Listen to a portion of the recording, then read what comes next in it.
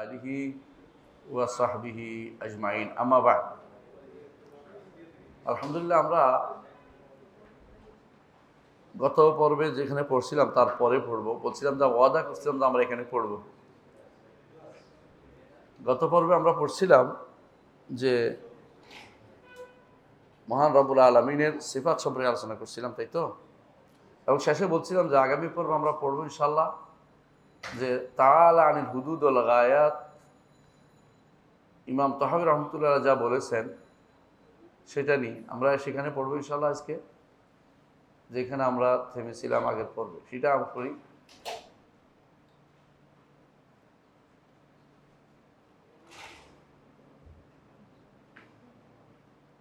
গত পর্বের শেষে সিফাতের আকসামগুলি বলেছিলাম, প্রকারগুলো। সিফাত কত প্রকার কি, গত অনেকদিন আগে, অবশ্য 1 মাসের উপরে, তাই না? 2 মাস হয়ে গেছে। আজকে ইনশাল্লাহ আমরা পড়বো। ইমাম তাহাবী রহমতুল্লাহ আলাইহি একটা কথা বলেছেন যে তাআলা আনিল হুদুদ ওয়াল গায়াত।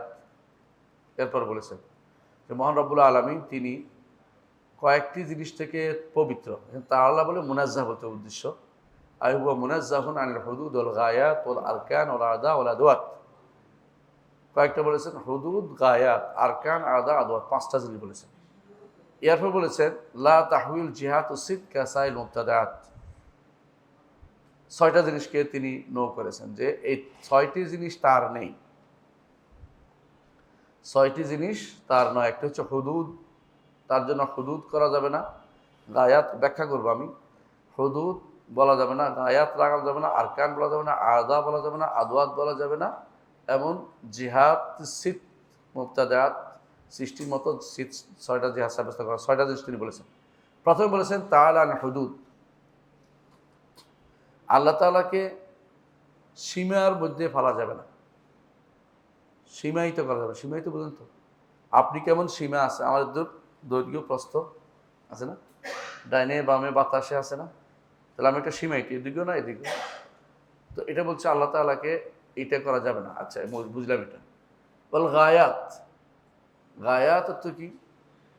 গায়াত এটাও হুদুদের একই অর্থে, হ্যাঁ, কিন্তু কতদূর গিয়ে শেষ হয়েছে ওইটাও তাকে বলা যাবে না, যে এরপরে আর নাই, এটা বলতে পারবে না। এটা বলতে হচ্ছে এটা হলো শেষের দিকে। আল্লাহ তাআলা তো তিনি আউয়াল ওয়াল আখির। তো এটা বলা যাবে না যে এক সময় গিয়ে তিনি শেষ হয়ে যাবেন, এরকম বলতে পারবে না। এটা একটা অর্থ হইতে পারে। আরেক অর্থ হইতে পারে হুদুদে বুঝাচ্ছেন, এবং এটা অধিকাংশ এটাই বুঝছে যে গায়াত বলতে হুদুদকে বুঝাচ্ছে, কারণ সাধারণত তিনি একই শব্দ 2বার আনেন, কাছাকাছি শব্দ। ইয়ারপর বলছেন আরকান। তাকে অর্গান ভাগ করা যাবে না। অর্গান তো ভাগ করি না আমরা, যে কোনো কিছু সৃষ্টির যেমন বলে ইনগ্রেডিয়েন্টস, এটা দিয়ে এটা দিয়ে এটা দিয়ে, এটা ভাগ করা যাবে না। আদা, অঙ্গ বলা যাবে না। আদওয়াত, তার আদওয়াত বলা হয় কোনো কিছু সামগ্রী, সামগ্রী হিসেবে বলা যাবে না। সামগ্রী, বস্তু সামগ্রীকে আদওয়াত বলা। এটা তিনি বলেছেন। লা তাহউইল জিহাদ ও সিদ কাসাইল মুবতাদাত। সমস্ত সৃষ্টিকে যেভাবে 6 দিক ঘিরে রাখে, তাকে সেরকম দিকের ভিতরে সীমাবদ্ধ করা যাবে না। অনেকগুলো কথা তিনি বলেছেন। আমরা একটা জিনিস সবসময় জানি যে আহলুস সুন্নাত ওয়াল জামাতের মানহাজ হচ্ছে, নীতি হচ্ছে এটা, যখন সাব্যস্ত করি তখন আল্লাহ সিফাত সাব্যস্ত করি বেশি আলোচনা করি। এই জন্য আমরা বলি যে হুয়াল আউয়াল ওয়াল আখির ওয়াজ যাহির ওয়াল বাতিন বলি। আবার বলি কি ওয়াল্লাহু লা ইলাহা ইল্লা হু আল হাইয়ুল কাইয়্যুম বলে থাকি। আল্লাহ তাআলার প্রশংসা যখন বেশি বেশি বেশি আল্লাহর গুণ বর্ণনা করে প্রশংসা করি। আর যখন আল্লাহ তাআলার কোনো কিছু নফি করতে হয়, নো করতে হয়, যে এটা আল্লাহর নয়, তখন আমরা সংক্ষেপে বলি। এটাকে বলা হয় ইসবাত মুফাসসাল, আর এটা হলো নফিউন মুজমাল। নফিউন মুজমাল, যখন সাব্যস্ত করতে হয় তখন বিস্তারিত সাব্যস্ত করি, যখন নো করতে হয় তখন সংক্ষিপ্ত কথা দিয়ে সংক্ষেপে শেষ করি। কারণ যে জিনিস নেগেটিভ এটা বেশি উচ্চারণ করাটা ভালো না, আর যে জিনিস পজিটিভ যত উচ্চারণ করে তত মানসম্মান বৃদ্ধি পায়, মানসম্মান বৃদ্ধি পায়। নেগেটিভ উচ্চারণের মধ্যে যত বেশি নেগেটিভ করে ততই বেটার মানসম্মান চায়। আপনার বাবাকে যদি বলেন তিনি চোর নয়, ডাকাত নন, তিনি ঘর কাছে ঘর ঝাড়ু দেন না, ঝাড়ুদার নন, তো এটা বেশি হয়ে গেলো, এমনি করে তুই খারাপ কিছু করেন না, একসাথে শেষ হয়ে গেল, স্বাভাবিক জিনিস। আর বাবাকে বলেন যে তিনি সেই বিদ্যা অনুরাগী, তিনি শিল্পের প্রতি খুবই দেখাশোনা করেন, তিনি মানুষের প্রতি দানবীর, যত বলেন ততই লাভ। আর যে নেগেটিভ গুণগুলো যত কম বলেন ততই সুন্দর। তো এটাই হচ্ছে নিয়ম, আমরা এটাই জানি যে আহলুস সুন্নাত জামাত কী করে, গুণ বলার সময় বেশি বলে, আর যেগুলি গুণ নির্গুণ মানে গুণ নয়, এগুলি বলার সময় সংক্ষিপ্ত কথা বলে, বেশি কথা বলে না। তো কেন বেশি কথা বলে না? কারণ এটা আসে না, যেটা আসছে এটা বলে। আর গুণগুলো বেশি বেশি বলে কেন? গুণগুলি বেশি আসছে। আর যেগুলি গুণ নয় এগুলি সংক্ষেপে আল্লাহ বলেছে, কি বলছেন? লাইসা কামিসলিহি শাই, তার মতো কোনো কিছু নেই। কিন্তু যখন বলার দরকার তখন বলছেন সামিউল বাসির, বিস্তারিত বলছেন, তিনি ওয়াহুয়া সামিউল বাসির, বেশি বেশি বলছেন। কোরআনে কারিমে গুণ বেশি বর্ণনা করা হয়েছে, যেগুলি গুণ নয় এগুলি এক শব্দ দুই শব্দ হাতে গোনা কয়েকটা শব্দ দিয়ে শেষ করে দেওয়া হয়েছে, এটা আমি দেখবেন। তো সেই জন্য নিয়ম হচ্ছে এটা যে যখন গুণ বর্ণনা করবো বেশি বলবো, যখন গুণ বর্ণনা করবো না, যখন গুণ চাচ্ছি না, যেগুলো গুণ নয় এগুলি বলতে এক শব্দ দুই শব্দ মূল কথা এসে গেলে হলো। কিন্তু এখানে অনেকগুলো জিনিস তিনি আলোচনা করেছেন। এখন কি আমরা বলবো যে উনি সালাফদের মানহাজের উপর ছিলেন? তখন কেন বলেন এটা? তিনি তো কোনো আশারি না, মাতুরিদিও না। কারণ আপনারা জানেন যে তিনি সেই সময় তার মৃত্যু হয়েছে, ওই যুগটার আগের যুগটা তিনি ছিলেন। ওই যুগটাতে ইবনে কুল্লাবের সময় ইবনে কুল্লাব ছিলেন, আব্দুল্লাহ ইবনে সাঈদ ইবনে কুল্লাব দ্বারা কোনো জায়গায় তিনি প্রভাবিত হয়েছিলেন। এটাও আরেকটা জায়গা যেখানে তিনি একটু বাড়িয়ে বলেছেন। তারপরেও ওদের মতো নয়, যারা পরবর্তী বেদাতিরা আসছে প্রচুর পরিমাণে এমন শব্দ বলেছে যেগুলো কোনোভাবেই সৃষ্টির জন্য হতে পারে না, অস্তিত্বশীল সৃষ্টির জন্য হতে পারে না। যেমন পরবর্তীরা এসে বলছে আল্লাহ লা দাখিল আলাম ওয়া লা খারিজ, আল্লাহ সৃষ্টির ভিতরেও না বাইরেও না, আল্লাহ ডানেও না বামেও না, উপরেও নিচেও না। এভাবে একটা বলতে একবার শুধু নো করেছে। কেন নো করেছে জানেন? কেন নো করেছে? যদি অস্তিত্ব মানি, বুঝছেন তো, তারা প্রভাবিত হয়েছে, তখন যারা নো করেছে বেশি, এরা প্রভাবিত হয়েছে দার্শনিকদের দ্বারা। দার্শনিকরা আল্লাহর অস্তিত্ব মানে এমন এক অস্তিত্ব, যে অস্তিত্ব হচ্ছে নামমাত্র অস্তিত্ব। নামমাত্র অস্তিত্বের কোনো বাইরে থাকা লাগে না। যেমন ঘোড়ার ডিম, নামমাত্র অস্তিত্ব, এটা কি বাইরে আছে কোথাও? কিন্তু একটা জিনিস আমার মাথার ভিতরে ঢুকছে যে ঘোড়ার ডিম কথাটা, তাই না? তারা দার্শনিকরা এরকম মনে করতো যে হ্যাঁ, আল্লাহর অস্তিত্ব মানা যাবে, তবে কোনো নামমাত্র অস্তিত্ব, এটার কোনো স্থান দেওয়া যাবে না। এদের বিপরীতে আসছে জাহমিয়ারা, এরাকে সর্বত্র, এ আরেক বিপরীত। এরপর আসছে মুতাজিলারা, এরা বলে যে তার অস্তিত্ব, নাম আছে, গুণ নেই। এরপর আসছে আশারি মাতুরিদিরা, এরা কি করলো? বলে যে তার অস্তিত্ব আছে, তবে কোথায় আছে কিছু বলতে পারবো না, হতে পারে উপরে, হতে পারে নিচে, এই প্রশ্নই করা যাবে না। এরা আর দিয়ে চলে গেল, এই প্রশ্ন করা যাবে না। এই হচ্ছে মূলত মূল সমস্যা, হচ্ছে এটাই, আল্লাহ তাআলার অস্তিত্ব নিয়ে তাদের সমস্যার কারণ এগুলি বলতেছে। তো এ নিয়েও আমাদের ইমাম তাহাবী রহমতুল্লাহ এই জায়গাতে তিনি যে এই শব্দগুলি ব্যবহার করেছেন, এই শব্দগুলির ভালো এবং মন্দ উভয় অর্থ করা যায়। তো যারা বেদাতি তারা এটাকে টেনে মাত্রাত্ম, মানে অনেকটা প্লাস্টিক যেমন ইলেকট্রিক টানা যায়, টেনে বেদাতিদের নিয়ে গেছে।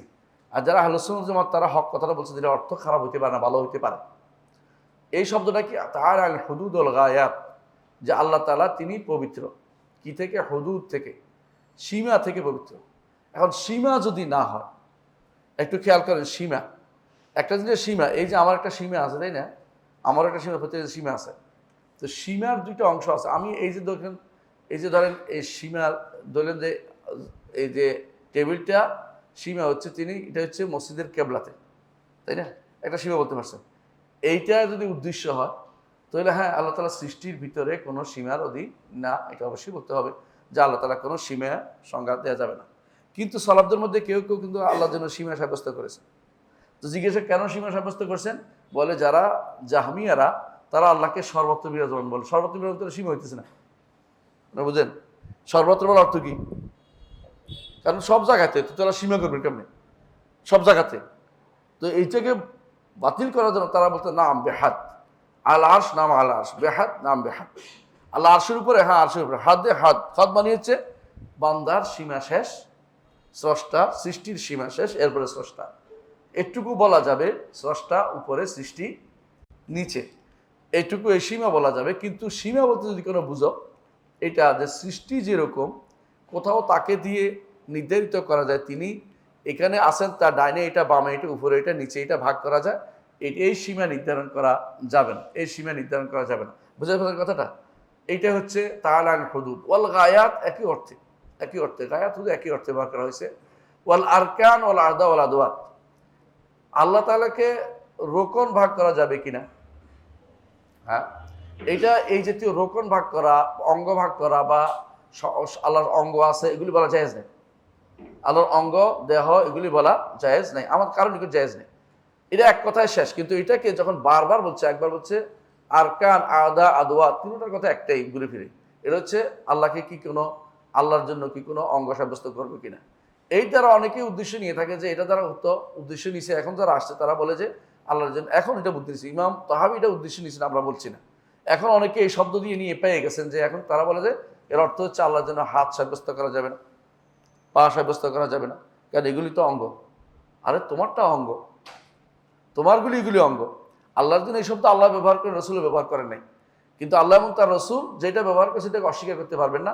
আল্লাহ এবং তার রসুল কোরআন এবং সুন্নাতে আল্লাহর জন্য হাত ব্যবহার করেছেন, আল্লাহর জন্য পা ব্যবহার করেছেন, কিন্তু সেগুলি আমাদের কারো পরিচিত কোনো হাত বা পায়ের মতো না। সেগুলি আল্লাহ যেমন, তাকে যেমন দেখিনি তার গুণগুলোও দেখিনি, তো ইমান আনি, তাকে না দেখে ইমান এনেছি, তার গুণগুলোকেও না দেখে আমরা ইমান রাখি। কিন্তু এগুলিকে সৃষ্টির মতো মনে করবো না, সৃষ্টির মতো অঙ্গও বলবো না। তার অস্তিত্বকে যেমন আমরা, আমাদের অস্তিত্ব কি, রক্ত এবং মাংসে, রক্ত মাংসে গড়া মানুষ। আমাদের অস্তিত্ব হচ্ছে রু এবং শরীর এবং রু নিয়ে। আল্লাহ তাআলার জন্য তো আমরা এগুলি এই অস্তিত্ব, এমন অস্তিত্ব স্বীকার করি না। তেমনি আল্লাহর গুণগুলোকে, যেগুলো আল্লাহ বলেছেন সত্তাগত গুণ, আমরা গত পরে পড়েছিলাম। সত্তাগত গুণ মানে, সত্তাগত গুণ হচ্ছে তার চেহারা আছে, তার সুরত আছে, তার কি আছে, হাত আছে, পা আছে। এগুলিকে আমরা কখনো কি কোনো সৃষ্টির মতো মনে করি না। এগুলির ধরন আমরা জানি না। তিনি বলেছেন, এগুলির অর্থ আমরা বুঝি, কিন্তু ধরন আমরা জানি না। কোনোভাবে এগুলির কোনো রকমের ধরন যদি আসে তাহলে লা নাতাওয়াহাম, এগুলিকে আমরা ধারণা করে কোনো কিছু সাব্যস্ত করি না, এটা আমার মাথায় রাখতে হবে। কিন্তু তাই বলে পরবর্তীরা যে বলছে যে আল্লাহ তাআলার কিতাব, আল্লাহ তাআলা পরবর্তীরা যে বলছে আল্লাহ তাআলা এগুলি সাব্যস্ত করলে তিনি কি হয়ে যান, আলাদা হয়ে অঙ্গ হয়ে যায়, এটা হচ্ছে তাদের মাথার ভিতরে ধারণ ঢুকছে। যারা সব তাদের মাথায় ধারণ ঢুকছে কি, এই আমরা তো জগতে অঙ্গ বা দেহ ব্যতীত কোনো হাত দেখি নাই। যে হাত দেখছি এটা কি একটা অঙ্গ, যে পায়ে দেখছি এটা একটা অঙ্গ। হ্যাঁ, আপনি কি এমন কোনো অস্তিত্ব, আমরা তাদেরকে বলতে পারি আপনি কি এমন কোনো অস্তিত্ব দেখেছেন যার অস্তিত্বটা কোনো এই রক্ত মাংস ব্যতীত বা কোনো দেহ ব্যতীত কোনো অস্তিত্ব দেখেন নাই? তো ঠিক ওখানে যেমন আপনি বলেন যে ওখানে দেহ না অস্তিত্বের ব্যাপারে, ঠিক আপনি আল্লাহর গুণের ব্যাপারেও আল্লাহ এবং তার রসুল যা বলেছেন এখানেও কি করবেন না, এগুলিকে দেহ বা অঙ্গ কোনোটাই বলবেন না। এটা হচ্ছে আমাদের নীতি। এবং ইমাম তাহাবী রহমতুল্লাহ যেটা বলেছেন, এতে কোনো অসুবিধা হয় না যে হ্যাঁ আল্লাহ তাআলা সৃষ্টির মতো কোনো কিছু না, সৃষ্টির মতো তার আরকান, আদা, আদওয়া সাব্যস্ত করা যাবে না। এরপর তিনি বলেছেন ইমাম তাহাবী যে লা তাহউইল জিহাতুস সিত কাসাইল মুবতাদাত, সমস্ত সৃষ্টি কি করে, চারদিক থেকে বিভিন্ন রকমের দিক দ্বারা পরিবেষ্টিত। বুঝেন কিনা? ধরেন এটা পরিবেষ্টিত ডান বাম উপর নিচ, তারপরে সামনে পিছনে, তাই না? ডান বাম উপর নিচ সামনে পিছনে, ছয়টা হলো না দিক। বলতেছে তিনি যে বলছেন 6টা দিক দ্বারা আল্লাহ পরিবেষ্টিত না। কথা বুঝতে পারছেন? এটা হচ্ছে কি, আল্লাহ তাআলাকে কেউ কোনদিন পরিবেষ্টন করতে পারে না। সৃষ্টি 6 দিক, যেই কোনো সৃষ্টি 6 দিক দ্বারা পরিবেষ্টিত, যেই কোনো সৃষ্টি। এটা কি আপনি যে কোনো সৃষ্টি বলেন, একেবারে বলেন যে পৃথিবীও আরেক সৃষ্টির তুলনায় ডানে বামে, আরেক তুলনায় উপরে, আরেক সৃষ্টির নিচে, তো আসমান হলো নিচে। তাহলে যে কোনো জিনিস আপেক্ষিক বলে, এটাকে আপেক্ষিকভাবে কোনো না কোনোভাবে পরিবেষ্টিত। কিন্তু রব্বুল আলামিনকে তো আমরা পরিবেষ্টিত বলি না। কিন্তু তথাকথিত যারা বেদাতি তারা এই যে বক্তব্যটাকে ইমাম তাহাবীর বক্তব্যকে টেনে আনি কি বলে, যে উনি তো মানা করছেন যে তিনি কোনো দিকে নন। না, উনি দিকে নন বলেন, উনি বলছেন কোনো দিক তাকে পরিবেষ্টন করতে পারেন না। বলছেন কোনো দিক তাকে পরিবেষ্টন করতে পারে না। অর্থাৎ হ্যাঁ, যদি এইটার উদ্দেশ্য হয় এটা যে তিনি উপরের দিকেও নান, তাহলে এই অর্থ তিনি ভুল বলেছেন। কিন্তু এটা বলেন নাই তিনি, এটা তিনি বলেন নাই, বোঝাই যাচ্ছে। তিনি বলছেন সৃষ্টির মতো কোনো দিক দিয়ে তিনি পরিবেষ্টিত নন, কারণ তিনি স্রষ্টা, তিনি উপরে, আর বাকি সব হচ্ছে নিচে। যে কোনো জিনিস মনে রাখবেন, যেহেতু যে কোনো জিনিস আদিকে পরিবেষ্টিত হয়, একমাত্র উলুউল মুতলাক, যেটার উপরে আর কিছু নাই, যার উপরে আর কিছু নাই, সেখানে শুধুমাত্র এই সব দিক হয় না। এই জন্য আল্লাহর জন্য শুধু উলুউল মুতলাক সাব্যস্ত হয়। উলুউল মুতলাক মানে নিরঙ্কুশ উচ্চতা, যার উপরে কিছু নাই, তিনি শুধু আছেন। সেখানে আর কিছু থাকলে তো আরেকটা হইল সৃষ্টি, কিছু নাই। যেমন আমাদের ডাইনে বামে যা আছে সব সৃষ্ট জিনিস, তো আল্লাহ তাআলা যেখানে আছেন তিনিই আছেন, আর কিছু নাই উপরে। এই জন্য সেখানে ডাইনে বামে উপর নিচ কোনো দিক দিয়ে তিনি পরিবেষ্টিত নন। নিচের দিকে স্রষ্টা, তার নিচে সৃষ্টি আছে, এটা আমরা বলতে পারি, কিন্তু অন্য কোনো দিক থেকে তাকে কিছু পরিবেষ্টন করে নাই। কিন্তু এইটা বলা যাবে যে তিনি উপরে আর সবাই কি নিচে, কারণ এটা উপরে থাকার বিষয়টি কোরআন হাদিস দিয়া সাব্যস্ত। তাহলে আমরা বুঝতে পারলাম যে ইমাম তাহাবির এই বক্তব্য, যারা এ নিয়ে বাড়াবাড়ি করে, বেশিরভাগ সময় এখন দেখবেন যে বেশিরভাগ পথভ্রষ্টরা এই বক্তব্য দিয়েই শুধু বাড়াবাড়ি করে যাচ্ছে যে আল্লাহ তাআলাকে কোনো এই সমস্ত গুণে গুণান্বিত করা যাবে না। এখন হয়তো বলতে পারেন যে হ্যাঁ, এই সমস্ত গুণ আপনি যেটা বলছেন যে ইমাম তাহাবি কিন্তু বলে নাই যে আল্লাহকে আমি চেহারা সাব্যস্ত করতে পারবো না, আত্মা সাব্যস্ত, যেটা করা বলে নাই। উনি শুধু বলছে তাকে পরিবেষ্টন করতে পারবে না, তাকে কোনো কিছু পরিবেষ্টন করে না। হ্যাঁ, আমরাও বলি যে তাকে কোনো কিছু পরিবেষ্টন করে পারে না, এটাই সত্য। কারণ তিনি পরিবেষ্টিত জায়গার উপরে তার স্থান, তিনি যেখানে আছেন সেখানে পরিবেষ্টনে কিছু নাই, তিনি শুধু আছেন। সেখানে পরিবেশন করবে কে? আর পরিবেশনের চিন্তা শুধু আমাদের মাথায় কেন আসে? কারণ আমরা পরিবেষ্টিত, আমরা শুধু পরিবেষ্টিত। তো একজন সৃষ্টি সবসময় নিজের উপরে সবকিছু ক্যাশ করে, আল্লাহকে এই জাতীয় কোনো কিছু ক্যাশ করা যাবে না, কারণ তিনি উপরে আছেন, তিনি বলেছেন, কিন্তু কোনো কিছু দিয়ে তিনি পরিবেষ্টিত নন। সেখানে তিনিই আছেন, আর কোনো কিছু আছে বলে বলা যাবে না। আমরা কি বুঝতে পারছি? কথাটা বুঝতে পারছি? আলহামদুলিল্লাহ। তাহলে বুঝলাম যে আল্লাহ তাআলাকে কোনো কিছু ইয়ামি সামনে বামে ডাইনে কোনো কিছু দিয়ে তিনি পরিবেষ্টিত, এবার দিয়ে কোনো কিছু বলা যাবে না, এতে কোনো কিছু বলা যাবে না, কারণ তার জন্য উলুউল মুতলাক সবচেয়ে উপরে সাব্যস্ত করতে হবে। আমরা অনেকে বলে উপর বলতে, তো অনেকে বলে দেখি না বুঝে বলে যে উপর বললে তো আমরা আল্লাহ যে উপরে হয়, তো যে আমরা যারা আমাদের নিচে আছে আমেরিকান যারা, হ্যাঁ, ওদের নিকট নিচের দিকে উপর না, কথাটা তো ভুল বলছে।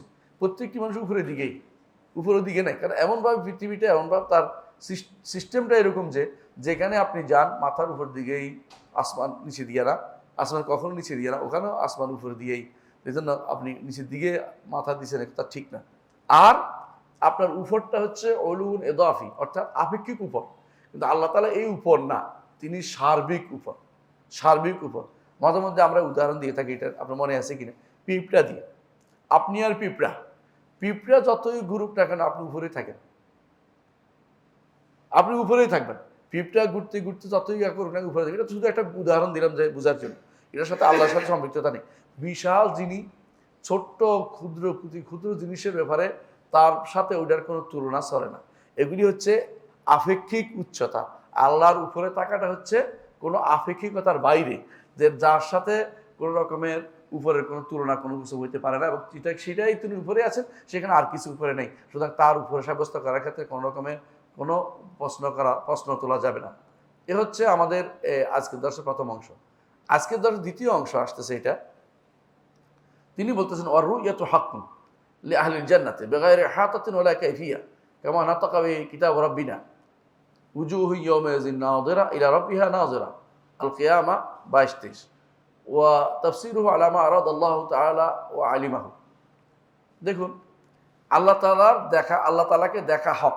জান্নাতীরা আল্লাহ তাআলাকে দেখতে পাবে, জান্নাতীরা আল্লাহ তাআলাকে দেখতে পাবে, এটা হক, এটা সত্য। এই কথাটা সবাই আনে, সমস্ত সমস্ত আকীদাবিদরা, গ্রন্থরা, এরা কি করে, আল্লাহর সিফাত আলোচনার পরে এই কথাটা নিয়ে আসে, আল্লাহ দেখা হক।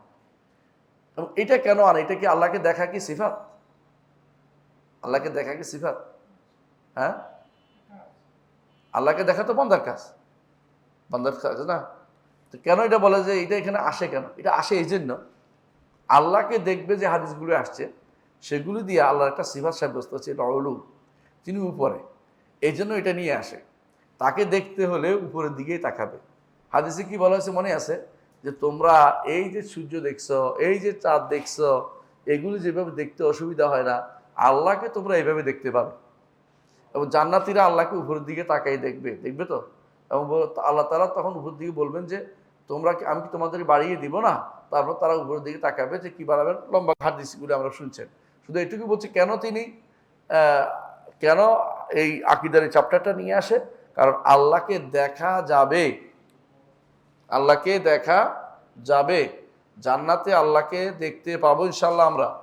আল্লাহকে যদি কেউ দেখে তাহলে কি হয়, সামনে হয় না, দিক হয় নাই না, দিক হয় না, দিক বাদেই দেখবেন, দিক বাদে কেমনে দেখবেন, দিক তো লাগবে, হ্যাঁ, উপরের দিকে দেখবেন, আহসান, উপরের দিকে দেখবেন। এবং জান্নাতের উপরে হচ্ছে আরশুর রহমান, আরশুর রহমানের উপরে, আরশ রহমানের আরশের উপরে আল্লাহ, তাই না, রহমান আছেন। তারপরে আরশের নিচে হচ্ছে জান্নাতুল ফেরদাউস, সেখান থেকে নাহারগুলি প্রবাহিত। আল্লাহ তাআলা আরশের উপর থেকে আমাদের দেখা দিবেন, আমরা আরশের দিকে তাকাবো। এই দিকটা মানে ওলু, আল্লাহর ওলু উপরে দেখা সাব্যস্ত হয়। এই জন্য এই এই অধ্যায়টা এখানে সবাই নিয়ে আসেন যে আল্লাহ তাআলার জন্য দেখাটা সাব্যস্ত করতে হবে। যুগ যুগ ধরে আলেমরা, বিশেষ করে রাসূলুল্লাহ সাল্লাল্লাহু আলাইহি ওয়াসাল্লাম, সাহাবা, তাবেঈন, এরা কিন্তু আল্লাহর দেখাকে সাব্যস্ত করেছে। সর্বপ্রথম দেখা অস্বীকার করেছে মুতাজিলারা। কেন দেখা অস্বীকার করছে? কেন দেখা অস্বীকার করছে? তারা আল্লাহর সিফাতটাকেই মানে না, আল্লাহ উপরে থাকা মানে না। জাহমিয়রা মানে না, কেন? আল্লাহ উপরে থাকা তারা মানে না, বুঝে আসছে। ফালাসিফারা মানে না, এটা তো আল্লাহ তো গুণ একটা নেই, আল্লাহ অস্তিত্ব হচ্ছে ব্রেনের ভিতরে, হ্যাঁ, শুধু ধরে নিয়ে একটা সত্তা, তারাও মানে না। পরবর্তী যখন জাহমিয়ারা বিরোধিতা করলো, মুতাজিলারা বিরোধিতা করলো আল্লাহকে দেখার বিষয়টি, তখন মুহাদ্দিসিনরা, মুফাসসিরিনরা, ওলামারা সবাই মিলে কোরআন ও হাদিস দিয়ে আল্লাহর দেখার বিষয়টা সাব্যস্ত করলো যে আল্লাহ তাকে অবশ্যই দেখা যাবে। ইমাম আহমদ ইবনে হাম্বল এই বিষয়ে বিস্তারিত লিখলেন, আলেমরা বই লিখলেন। ইমাম দারাকুতনি আর রুইয়াতুল দারাকুতনির বই আছে ওনার, অনেকে আবু শামার একটা গ্রন্থ আছে আর রুইয়া, এরকম যুগ যুগ আলেমরা লেখার উপর বই লিখলেন এবং সলবে সালিতে বক্তব্য আনলেন, কোরআন হাদিসে বক্তব্য আনলেন। তখন এটাকে তো ফেলে দিতে পারে না। আহমদ ইবনে হাম্বল অনুসারী যারা আছে তারা আল্লাহ রুইয়াকে দেখা, যে জান্নাতে দেখা যাবে আল্লাহকে, যখন এটা সাব্যস্ত করছে তখন সারা জীবন বিরোধিতা করে আসছে আল্লাহকে উপরে, হ্যাঁ। এখন তারা এটার মানতে গিয়ে বলতেছে এই আল্লাহকে দেখা যাওয়ার অর্থ হচ্ছে দুইটার একটা, একটা কি, আল্লাহকে অনুভব করতে পারবে, আরেকটা অর্থ হচ্ছে আল্লাহ সম্পর্কে তাদের জ্ঞান বেড়ে যাবে। দেখার অর্থ যে কখন অনুভব করা হইলো, আর দেখার অর্থ কখন জ্ঞান বেড়ে যাওয়া হইলো, এটা তো আমরা দেখিনি। দেখা তো আমরা বুঝি এটাই যে আল্লাহকে দেখতে পাবে। এখন আরেকটা সমস্যা হচ্ছে কি জানেন, কেন এটা শুদ্ধ না, এটা আমি বলি যে এই অর্থ করা যাচ্ছে না কেন। ওরা যে দুইটা অর্থ করে, দুটা করা যাচ্ছে না। এরা কারা করছে এই অর্থটা? আশারি এবং মাতুরিদি। কেন? ওরা আবার ইমাম আহমদ ইবনে হাম্বলের সাথেও থাকতে চায়, আহলুস সুন্নাহ জামাত নিজেদের ঘোষণা করতে চায়, বিরোধিতা করতে পারে না যে আল্লাহকে দেখা যাবে না। এটা বিরোধিতা করলে সবাই বলে তোর মুরতাজিলা হয়ে গেছিস। এখন বলা দেখা যাবে, তবে অনুভব করবে এবং অথবা তাদের আল্লাহ সম্পর্কে জ্ঞান বৃদ্ধি পাবে। ওরা ওইটা কোন ধরনের সাব্যস্ত করা হলো? যেমনিভাবে তারা কোরআনের ব্যাপারে কি বলছিল মনে আছে তো, কোরআন আল্লাহর বাণী, বিরোধিতা করতে পারে না। বিরোধিতা করলে কেউ যে আহমদ ইবনে হাম্বল বাইরে চলে গেছে, তোমাদের আকীদা শুদ্ধ নাই। তখন কি বলে, আল্লাহ কোরআন আল্লাহর বাণী ঠিক আছে, তবে আল্লাহর কাছে যে কোরআন এটা আল্লাহর বাণী, আমাদের কাছে যেটা আসছে এটা না। তুই আল্লাহর কাছে কি বাণী আসছিল আর আমাদের কাছে কোনটা আসছে? আমাদের কাছে কি আল্লাহর কোরআন আসে নাই? আমাদের কাছে কয় না, আমাদের কাছে যেটা আসছে কাগজ, আমাদের কাছে যেটা আসছে এটা তো হেকায়া, বর্ণনা, জিবরিল বর্ণনা করছে।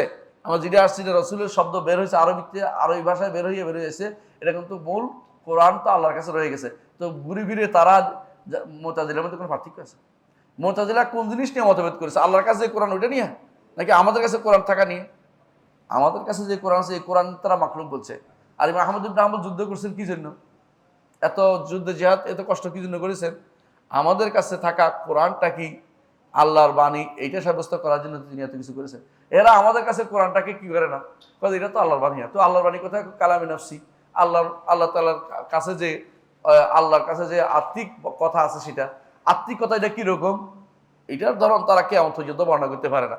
আত্মিক কথা আবার কেমনে পাওয়া যায়? আত্মিক কথা আমাদের কাছে আসলে কি করে? আপনি যদি মনে মনে বসে থাকেন কিছুক্ষণ পরে, এটা কথা হয়েছে? কথা তো উচ্চারণ করতে হয়, কারণ কথার আর হচ্ছে কালিম। কালিম অর্থ হলো যেটা দিয়ে কথা আরেকজনে আঘাত করে। আমি যে কথা না বলে চুপ করে বসে থাকি, আপনাকে পড়াইছি, কথা বলছি, কথা বলার কারণে শব্দটা আসতেছে এবং ইথারের মধ্যে, হাওয়ার মধ্যে বাসতেছে। এটা যদি না থাকতো আপনার কথা হইতো না। এরা আবার কয় কি না এটা একটা বাদে একটা কলম কলম থাকতে পারে, একটা কথা থাকতে পারে। এর সব ভুয়া কথা, এই কথা হইতে পারে না। কথা হইলে শব্দ হইতে হয়, কথা হইলে হারফুন ও সাউতুন। কথা মানে কি আছে, বর্ণ আছে এবং এবং শব্দ আছে, বর্ণ আছে এবং আওয়াজ আছে, কথা থাকতে হয়। এর মধ্যে কোনো কথা হয় না। এই জন্য আল্লাহ তাআলা কোরআনে কারীম বলেছেন যে কথা আওয়াজ আছে, আপনি কথা শোনান তাদেরকে। হ্যাঁ, ওয়াইন আহাদুমিন মুশরিকিন ইস্তাজারাকা হাত্তা আজির হাত্তা ইসমা কালাম আল্লাহ। আল্লাহর কালাম শোনানোর কথা বলছে, রাসূল সাল্লাল্লাহু আলাইহি ওয়াসাল্লাম কালাম শুনছেন, সাহাবায়ে কেরাম কালাম রাসূলকে শুনাইছেন, আল্লাহর বাণী শুনাইছেন। এরা বলে যে না, আল্লাহর বাণী কোনো কথা নেই।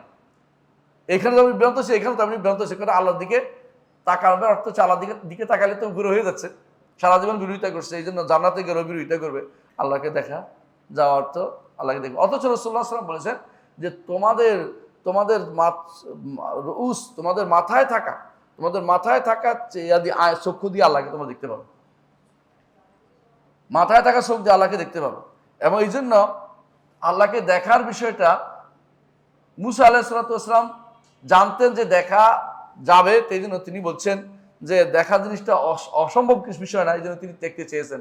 কিন্তু আল্লাহ তাআলা বলেন যে তুমি এখন দেখতে পাবে না, দুনিয়ার বুকে এই চোখ না যে চোখে আমাকে দেখে সহ্য করতে পারবে। কারণ এরপর বলেছেন যে যদি পাহাড় টিকে থাকে তার জায়গায়, পাশাপাশি তারা নিতে হলে তুমি আমাকে দেখতে পাবে। পাহাড় তো তার জায়গায় স্থির ছিল না, স্থির থাকলে দেখা যেত দুনিয়ার বুকে এমন চোখ না যে চোখ আল্লাহকে দেখে সহ্য করতে পারে। কারণ হাদিসে আছে, রাসূলুল্লাহ সাল্লাল্লাহু আলাইহি ওয়াসাল্লাম বলেছেন যতটুকু চোখ যায় অতটুকু তার আলো সেগুলি পুড়ে ছাই করে ফেলে। সুতরাং তার যে নূরের আলো ছাই করে ফেলবে, সেই জন্য আমরা আমাদের এই চোখ দেখার মতো যোগ্যতা অর্জন করেনি।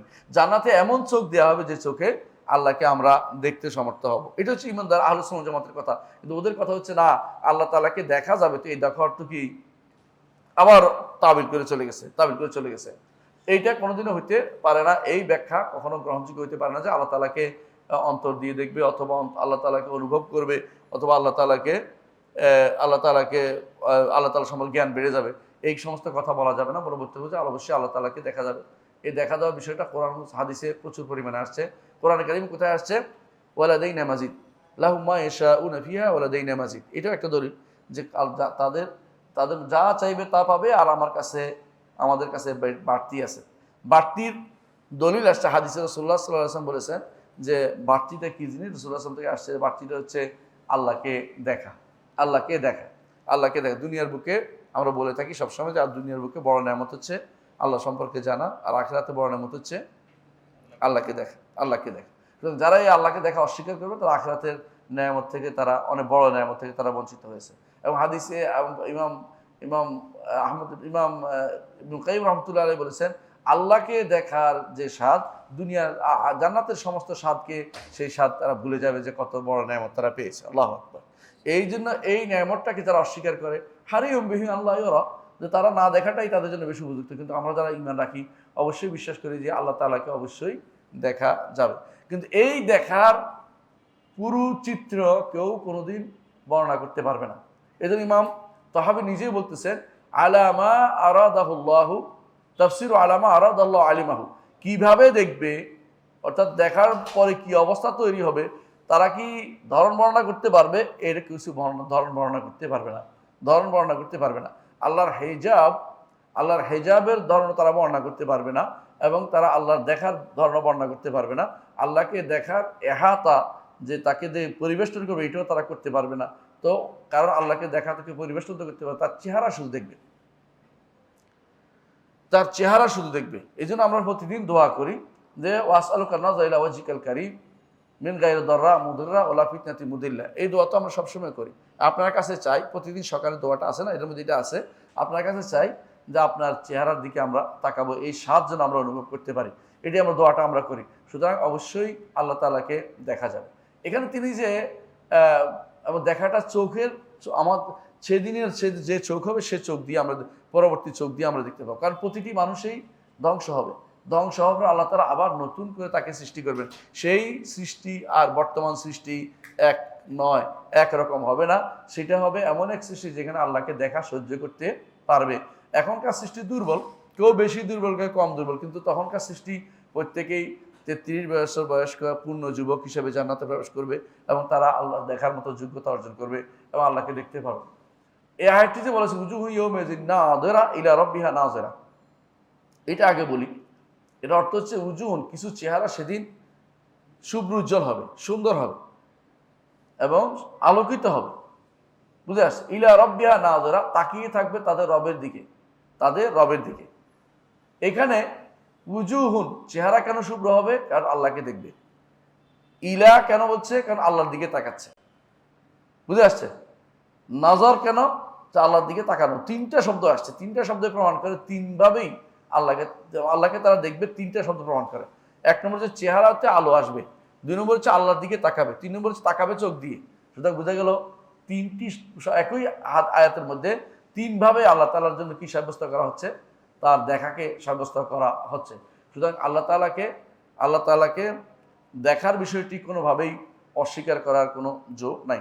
হাদিস আছে, রাসূলুল্লাহ সাল্লাল্লাহু আলাইহি ওয়াসাল্লাম বলেছেন দুনিয়ার বুকে, হাদিসে রাসূলুল্লাহ সাল্লাল্লাহু আলাইহি ওয়াসাল্লামকে জিজ্ঞাসা করে আপনি কি তাকে দেখেছেন? বলছে নূরুন আন্না আরাহু, তিনি তো নূর, তাকে কিভাবে আমি দেখতে পাবো? তিনি তো নূর, তাকে কিভাবে আমি দেখতে পাবো? এটা বলেন নাই যে তাকে তো দেখা যাবে না, এটা বলেন নাই। অথবা এর অর্থ হলো সাম্মাতা নূর, সেখানে নূর ছিল, আমি নূরের কারণে তাকে দেখতে পাইনি। কারণ আল্লাহ তাআলার হিজাব ও নূরের, হিজাব মানে কি? পর্দা। তার নূরের পর্দাটাও নূরের পর্দা, এই জন্য আমি তাকে দেখতে পাইনি। হ্যাঁ, দুনিয়ার বুকে আল্লাহকে কেউ দেখতে পরিপূর্ণভাবে পারবে না। আল্লাহ তাআলাকে আখিরাতেও কেউ পরিপূর্ণ দেখতে পারবে না। তবে আল্লাহ তাআলার চেহারা দেখতে পাবে ঈমানদাররা, এবং তাদের বড় নেয়ামত আল্লাহ তাআলা সেটা দিবেন। এইটাকে যথাযথভাবে আমাদের ঈমান রাখতে হবে। কোনোভাবেই উনি যেটা বলছেন যে গায়েবী বিষয়ের ক্ষেত্রে আমরা কোনো, ইমাম তাহাবী বলছেন এটা, যে আমরা কোনোভাবেই গায়েবী বিষয়ের ক্ষেত্রে নিজের মত দিয়ে, নিজের চিন্তা দিয়ে সিদ্ধান্ত নিব না। আল্লাহ যেভাবে ইচ্ছা সেভাবে তিনি আমাদেরকে দেখাবেন। কিভাবে কি করবেন সেদিন দেখার যে ব্যবস্থাপনা, সেটা তিনি ব্যবস্থাপনা করে দিবেন।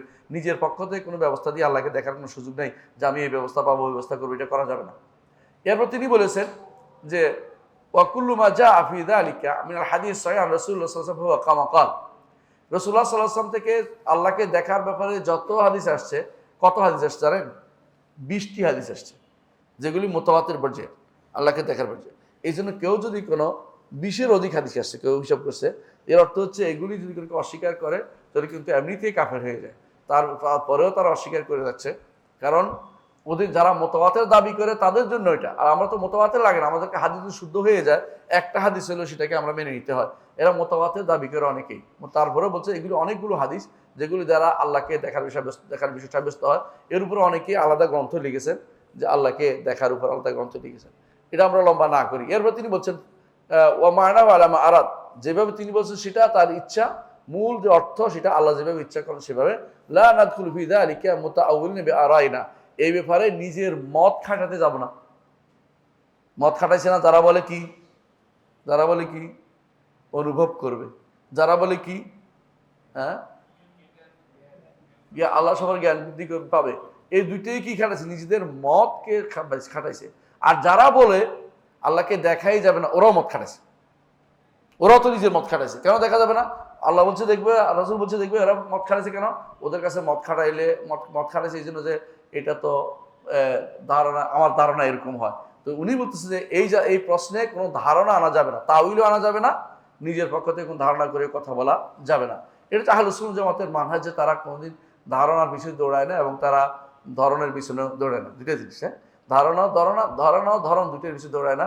আল্লাহ তার রাসূল যেভাবে বলছেন সেভাবে তারা সেগুলিকে ঈমান রাখে। আচ্ছা, তাহলে আমরা দেখতে পেলাম যে আল্লাহ তাআলাকে দেখার বিষয়টি আখিরাতে অবশ্যই দেখা যাবে। দুনিয়ার বুকে কি আল্লাহকে দেখা যাবে? দুনিয়ার বুকেও আল্লাহকে কেউ দেখতে পাবে না। দুনিয়ার বুকে আল্লাহকে কেউ দেখতে পাবে না। তবে দেখা অসম্ভব আমরা বলি না। স্বপ্নে কি আল্লাহকে দেখা যাবে? না বলেন না, স্বপ্নে দেখা যাবে। স্বপ্নে দেখা রাসূলুল্লাহ সাল্লাল্লাহু আলাইহি ওয়াসাল্লাম দেখেছেন, স্বপ্নে তাকে রাআইতু রাব্বি ফি আহসানি সূরা, আমি আমার রবকে সবচেয়ে উত্তম সূরা দেখেছি। এটা স্পষ্ট। তাহলে বোঝা গেল যে আল্লাহকে স্বপ্নে দেখা যাবে, কিন্তু ধরন বর্ণনা করতে পারবে না। এই জন্য রসুল নিজেও বর্ণনা করেন ধরন। বুঝে আসছে? কেউ যদি আল্লাহকে দেখে, এখন সমস্যা হচ্ছে অন্য রসুল তো যা দেখেন স্বপ্ন তারটা ওয়াহি, অন্য কারো স্বপ্ন তার ওয়াহি না। এই জন্য অন্য যে কেউ যদি দেখে বলে আমি আল্লাহকে দেখছি, বলবে তুমি আল্লাহকে দেখছি কেন বুঝছো? তুমি শয়তানও দেখতে পারো, তার তো আর ওয়াহি নেই। এই জন্য তার সম্ভব হইলেই মানুষের দেখছে দাবি করলে মানা যাবে না। কেউ যদি আল্লাহকে 99 বার স্বপ্নে দেখছে, একজন বলে না, বলে হ্যাঁ উনি কি বলছিল, উনি কি এটা বলছিল না আপনি বলতেছেন, দেখবেন যে অধিকাংশ এই সমস্ত বক্তব্য যারা বলে অমুকে আল্লাহকে এতবার দেখছে এতবার দেখছে, এগুলো সব হচ্ছে পরবর্তীরা বসে বসে ওনার নামে চালু করে দিছে। উনি হয়তো কোনদিন বলেন নাই, আর যে বললেও তিনি যদি বলে থাকেন তাহলে কোন কিতাবে বলছেন, কোথায় তিনি বলছেন এটা উল্লেখ করেন, তাহলে আমরা দেখবো। এগুলি সবই হচ্ছে পরবর্তীরা নিজেরা বসে বসে বানায় নিজেদের ইমামদের মর্যাদা দেখানোর জন্য, যে আমাদের ইমামরা এত বড় বড়। এগুলি দিয়ে তারা মর্যাদা সাব্যস্ত করতে পারবে না। কেন মর্যাদা সাব্যস্ত করতে পারবে না? কারণ দুনিয়ার বুকে দেখার বিষয়টি কোনো মর্যাদার বিষয়টা হাদিসে আসে নাই। জান্নাতে দেখাটা হবে মর্যাদার। সুতরাং আপনি অসম্ভব জিনিস, নিষিদ্ধ জিনিসটা দেখবে না আপনি এমনি দেখবেন। অনেক আছে আমি তো চোখ বন্ধ না করলেও দেখি, মানে চোখ বন্ধ করলে দেখি। পীরেরা এটা বলে অনেক কিছু তারা এমনি দেখতে পায়, তাদের অন্তর খুলে গেছে, অন্তর দিয়ে দেখছে। অন্তর দিয়ে কেমনি দেখলো? অন্তরে দেখা স্বপ্ন দেখা এক কিনা? না, স্বপ্ন দেখা আলাদা, অন্তর দেখা আলাদা। সেটা অন্তর দিয়ে দেখা, অনেক কিছু অন্তর দিয়ে দেখাটা হচ্ছে উপলব্ধি করা, আর কিছুই না। আর আল্লাহ তাআলা যেটা চোখ দিয়ে দেখা, এটা এক রকমের দেখা, কিন্তু এটা ধর্ম বর্ণনা করতে পারে না। প্রকৃত দেখা কোনটা? যেটা মানুষ জাগ্রত অবস্থায় দেখে। জাগ্রত অবস্থায় আল্লাহকে কোনো ব্যক্তি দেখতে পাবে না, আল্লাহকে কোনো ব্যক্তি দেখতে পাবে না। আখিরাতে শুধুমাত্র আল্লাহকে জাগ্রত অবস্থায় দেখতে পাবে। এটা হচ্ছে আহলুস সুন্নাহ ওয়াল জামাতের মাসলাক বা নিয়ম। হাশরের মাঠে কি দেখতে পারবে আল্লাহকে? হ্যাঁ, হাশরের মাঠে কি দেখতে পারবে? পারবে না? পারবে? দুই মত তিন মত নাই না? মত তিনটা আছে অবশ্যই, যেটা বলতেছি। আলেমরা মত বিভিন্ন রকম করেছেন, তবে অবশ্যই দেখা যাবে। হাদিস দ্বারা বোঝা যাচ্ছে আল্লাহকে দেখা যাবে, কিন্তু আল্লাহর চেহারা দেখতে হাশরের মাঠে চেহারার কথা আসে নাই।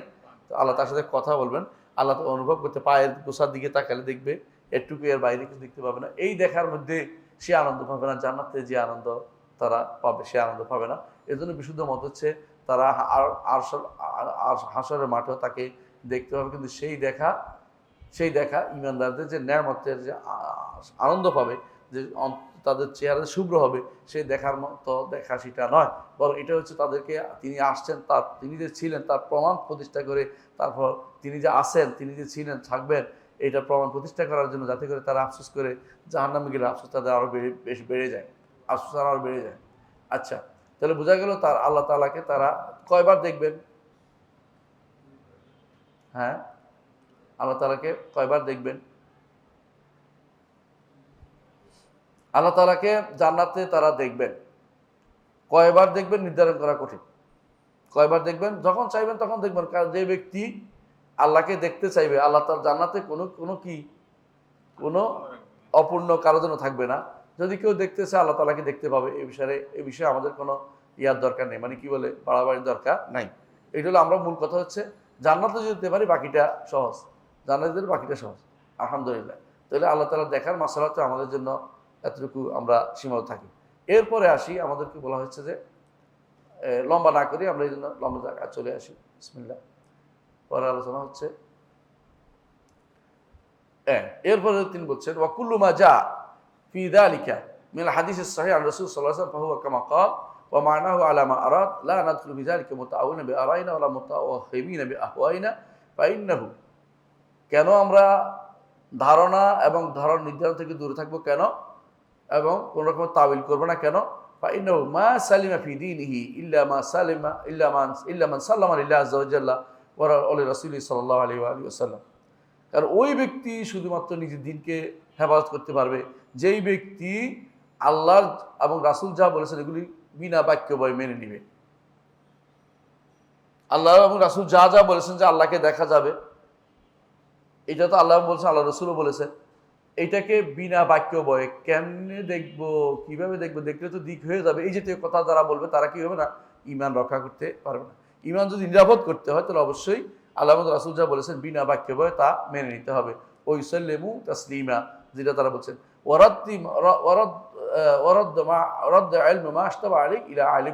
যে অংশটুকু আমি বুঝছি না, এটা আলেমের কাছ থেকে বুঝে নিতে হবে, কিন্তু অস্বীকার করবে না, অপব্যাখ্যা দাঁড় করাবে না, এবং কোনো রকমের ধারণা করে কোনো কিছু চলবে না। তারপর তিনি বলছেন ওয়ালা ইয়াসহুল ঈমান বিরুইয়াতি আহলি সালাম লিমান ইতাবারা মিনহুম বিওয়াহমিন আও তাওয়ালাহা বিফাহমিন। তিনি বলছেন ঈমানদারদের আল্লাহকে দেখার বিষয়টি, যে জান্নাতে আল্লাহকে দেখতে পাবে, জান্নাতে যারা যাবে, বিষয়টি কোনো ধারণা দিয়ে নির্ধারণ করা যাবে না, কোনো বুঝ দিয়েও ব্যাখ্যা করা যাবে না। ইজ কানা তাউল রুইয়াত তাউইল কুল্লু মা ইউদাফু ইলা রুবিয়াতি বিতারকি তাউইল, কারণ তাউইল রুইয়া দেখা, আল্লাহকে দেখা এবং রবের সাথে সম্পৃক্ত যত কিছু আছে এগুলির ব্যাখ্যা হচ্ছে ব্যাখ্যা না করা। কথাটা কেমন হলো? তিনি বলতেছেন যে কারণ এগুলির ব্যাখ্যা তুমি যে করবা, মন দিকতে একটা ব্যাখ্যা দাঁড় করাইবা, এই ব্যাখ্যাটা না দাঁড় করানো হচ্ছে মূলত ব্যাখ্যা। অর্থাৎ আমরা অনেক সময় বলে থাকি যে সফরের সুন্নত না পড়াটাই হচ্ছে সুন্নত। বুঝলেন এই কথাটা? এটা কেন বুঝাচ্ছি? যাতে করে সফরের মধ্যে কেউ সুন্নত নিয়ে বাড়াবাড়ি না করে। সুন্নত কোনটা? নামাজের আগে পরে সুন্নতগুলি, কিন্তু নফল সুন্নত পড়া যায়, এটা আলাদা না। এইখানেও বলা হচ্ছে এটা, ইনি একটা সুন্দর একটা শব্দ বলছেন যে আল্লাহ সংক্রান্ত, রব সংক্রান্ত এবং রবের দেখা সংক্রান্ত, ব্যাখ্যা সংক্রান্ত যতগুলি আসছে, বর্ণনা আসছে, এগুলি যদি ব্যাখ্যা করেন তাহলে আপনি পথভ্রষ্ট হয়ে যাবেন। মানে এগুলির ব্যাখ্যাই হচ্ছে এটা যে আপনি এগুলি ব্যাখ্যা করবেন না, বরং যেভাবে বলছে এইভাবে রেখে দিবেন। হ্যাঁ, এটাই ঠিক, আল্লাহ তার রাসূল বলেছেন। এই ব্যাখ্যার অর্থ হচ্ছে ধরন নির্ধারণ করতে যে এটা ব্যাখ্যায় পড়ে। দুই কারণে ব্যাখ্যা পড়ে। কেউ ধরন নির্ধারণ করতে গিয়ে অস্বীকার করে, কেউ ধরন নির্ধারণ করতে গিয়ে অস্বীকার না করে এটাকে নতুন একটা অর্থে নিয়ে যায়। প্রত্যেকেই যে ধরন নির্ধারণ করে সেও কি করেছে? অপব্যাখ্যা করেছে। আর যে ধরন নির্ধারণ না করে অর্থ বন্ধ করে দিতে সেও আরেক অপব্যাখ্যা করেছে। এই জন্য তিনি বলতেছেন যে তাউইল রুইয়াতি ওয়া তাউইল কুল্লু মা'নান ইউদাফু ইলা রুবিয়াতি বিতারকি তাউইল লুজুমিত তাসলিম, যে আমরা কোনো ব্যাখ্যা দাঁড় করাইলেই এই ব্যাখ্যা গ্রহণযোগ্য হবে না। ব্যাখ্যা দাঁড় না করানোটাই হচ্ছে প্রকৃত তাফসীর বা ব্যাখ্যা, এবং এটা মেনে নেয়া, কোনো ঝগড়া ভিতরে মেনে নেওয়াটাই হচ্ছে আসল কথা, মূল কথা। ও আলাইহি দীনুল মুসলিমিন, এর হচ্ছে মুসলিমদের দিন। মুসলিমরা এইটার উপরেই শুধুমাত্র তাদের দিনকে রক্ষা করে চলেছে। এখানে তাউইল বলতে আমরা তাউইল অর্থটা আগে বলেছি, মনে আছে না? একটা হলো তাফসীর, আরেকটা হলো দূরবর্তী ব্যাখ্যা। প্রথম যেটা বলছে তরকুত তাউইল অর্থ হচ্ছে দূরবর্তী ব্যাখ্যা ছেড়ে দেওয়াটা হচ্ছে মূলত ব্যাখ্যা। প্রথম তাউইল অর্থ হলো তাফসীর বা ব্যাখ্যা, সাধারণ ব্যাখ্যা অর্থ। আর দ্বিতীয় তাউইল অর্থ হচ্ছে দূরবর্তী ব্যাখ্যা, দূরবর্তী অর্থ নিয়ে না নেয়া। তো তিনি বুঝাতে চাচ্ছেন যে আল্লাহ তাআলা রাসূল যা যা বলেছেন রুইয়া সম্পর্কে, আল্লাহ সম্পর্কে, সিফাত সম্পর্কে, রুবিয়ত সম্পর্কে, এগুলির ব্যাখ্যা হচ্ছে এগুলির অর্থ বোঝার দায়িত্ব হচ্ছে কীভাবে বুঝবেন? কোন রকমের দূরবর্তী ব্যাখ্যা না নিয়ে স্বাভাবিক অর্থের উপরে আপনি থাকবেন। এই জন্য ইমাম আহমদ ইবনে হাম্বল যে বলছেন লা মা'না ওয়ালা কাইফ, লা মা'না ওয়ালা কাইফ, এটা এখান দ্বারা বোঝা যায়। অর্থাৎ তুমি কাইফা কিরকম যেমন বলবা না, তেমনি মানাহু ব্যাখ্যা করতে একসময় কি হয়ে যায়? এগুলি বেদার দিকে নিয়ে যায়। ওই ব্যাখ্যা, ওই অর্থ করবে না যে অর্থটা বেদার দিকে নিয়ে যায়, বা ওই অর্থটা করবে যে একটু স্বাভাবিকভাবে পড়লে বুঝে আসে।